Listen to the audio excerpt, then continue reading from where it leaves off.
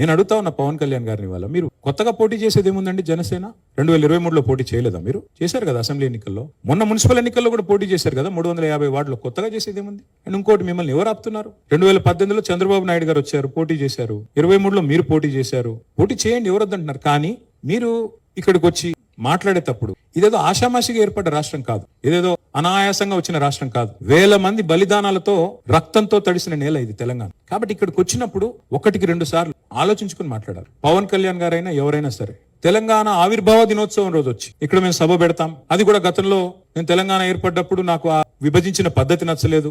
ఒక ఆయన అంటాడు తల్లిని చంపి బిడ్డను బతికించారంటాడు. ఇవన్నీ ఏంటంటే హైదరాబాదీ అల్ఫాజ్ మే బోల్నా తో గుమా ఫిరాకి బోల్నా బోల్తే. నాకు ఇష్టం లేదు తెలంగాణ ఏర్పడని సీదా చెప్పక ఉల్టా పుల్టా మాటలు ఎందుకు? అది బాగలేక ఇది బాగలేక 11 రోజులు అన్నం తినకుండా ఉంటే మళ్ళీ తెలంగాణ ఆవిర్భావ దినోత్సవం రోజు మీటింగ్ పెట్టాల్సిన అవసరం ఏముంది? సరే మీటింగ్ పెడదాం అనుకున్నాం, అడ్డుకున్నది ఎవరు? కాంగ్రెస్ ప్రభుత్వం. ఏమైనా అనాలనుకుంటే వాళ్ళని అనాలా? మీ అయ్యే జాగీరా?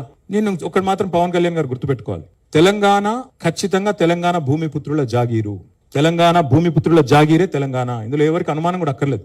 100% ముమ్మాటికి తెలంగాణ ఈ భూమిపుత్రులు ఇక్కడున్న 4 కోట్ల మంది జాగీరి. 10-12 ఏళ్లలో ఎక్కడైనా చిన్న సమస్య వచ్చిందంటే నేను అడుగుతా ఉన్నా, మా దృక్పథం ఎట్లాంటిది అంటే, వైజాగ్ స్టీల్ ప్లాంట్ ను ప్రైవేటీకరిస్తున్నారు మోడీ ప్రభుత్వం అంటే మేము మద్దతు పలికాం. తప్పు ఇది మీరు చేస్తుంది, పబ్లిక్ సెక్టర్ అండర్టేకింగ్స్ ని కాపాడాలని రిక్వెస్ట్ చేశాం. That is our philosophy. ప్రాంతాలుగా విడిపోయినా ప్రజలుగా కలిసి ఉండాలని కోరుకున్నాం. ప్రాంతీయవాదం ఉగ్రవాదం కంటే ప్రమాదం ఏదో అన్నాడు ఆయన. నేను వారికి గుర్తు చేస్తా ఉన్న, ప్రాంతీయవాదం అంటే మద్రాస్ నుంచి ఆంధ్ర రాష్ట్రం వేరుపడాలని పొట్టి శ్రీరాములు గారు 58 రోజులు నిరాహార దీక్ష చేశారు. అది కూడా ప్రాంతీయవాదం అంటారా? మోడీ గారు ఇవాళ ఆయన ప్రాంతం మీద అభిమానంతో, ప్రాంతీయవాదంతో తెలంగాణకు వచ్చిన ఇండస్ట్రీలను కొట్టుకొని పోతా ఉన్నాడు. మరి జాతీయవాదం ముసుగులో చేస్తున్న ఈ ఆర్థిక ప్రాంతీయవాదం కరెక్టా? ఏది కరెక్ట్? ఇంకో మాట, చాలా విచిత్రమైన మాట అన్నారు నిన్న ఆయన. ఇంకొన్ని రోజులైతే జనగణమన పాడరు. మాకు జనగణమన మాకు నేర్పించాల్సింది ఏం లేదు. దేశభక్తి గురించి మాకు పవన్ కళ్యాణ్ గారి దగ్గర పాఠాలు నేర్చుకోవాల్సిన అవసరం లేదు.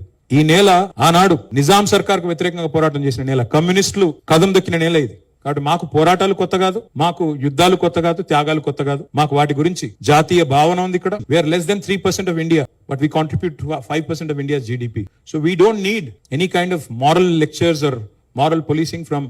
వారిని ఆంధ్రప్రదేశ్ ఉప ముఖ్యమంత్రిగా డెఫినెట్ గౌరవిస్తాం, ఒక కళాకారుడిగా, ఒక నటుడిగా అభిమానిస్తాం, ఒక సోదరుడిగా ఇంటికి వస్తే బిర్యానీ పెడతా, హైదరాబాద్ బిర్యానీ పెడతా. కానీ వచ్చి మా సెక్రటేరియట్ లో కూర్చొని పెత్తనం చేస్తాము మా రాజకీయాల్లో. మరి ఇంకా మొన్ననే కదా వేరుపడ్డది, ఇంత కష్టపడి 60 ఏళ్లు పోరాటం చేసి మొన్న వేరుపడ్డాం 2014లో. మొన్న చంద్రబాబు నాయుడు గారు రానే వచ్చే 2018లో. మళ్ళీ ఇప్పుడు మీరు కూడా వస్తారు 2023లో. That's all I'm saying. Last word I would like to say on this. Pawan Kalyan గారి మధ్యన ఓజీ సినిమా వచ్చింది. I would like to remind my brother Pawan Kalyan, we have a Telangana OG KCR. ఇక్కడ మా కేసీఆర్ గారు ఉన్నారు, ఆయన చాలు మాకు. He will take care of us, he will take care of the state and our issues.